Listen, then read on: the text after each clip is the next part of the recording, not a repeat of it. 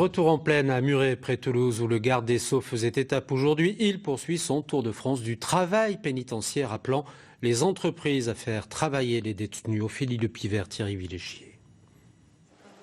En prison depuis plus de 9 ans, Bruno travaille comme opérateur dans l'aéronautique. Un métier qu'il exerçait déjà avant sa condamnation. Ça me permettait, si vous voulez, de garder une continuité dans mon travail malgré la détention. Ce qui me permettait à ma sortie de ne pas spécialement avoir de trous sur mon CV et de pouvoir éventuellement espérer retrouver un boulot dans ce secteur.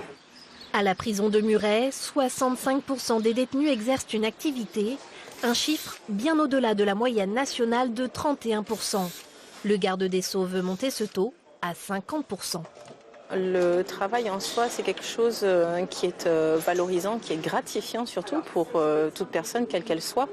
Et le fait que les personnes détenues soient actives empêche donc forcément et indubitablement l'oisiveté. Donc elles ne sont pas sur les coursives à attendre, en tout cas, la fin d'une peine. Avec une zone d'activité de 1400 m² au sein de la prison, l'administration pénitentiaire veut attirer de nouvelles entreprises. Elle organise ce jour-là une opération de communication avec des arguments forts pour ces jeunes dirigeants de start-up.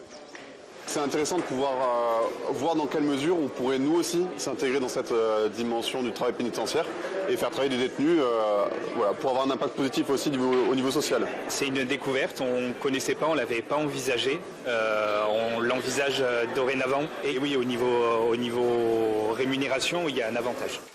Ces détenus touchent un peu moins de la moitié du SMIC. Le travail en prison diminuerait de 43% le risque de récidive.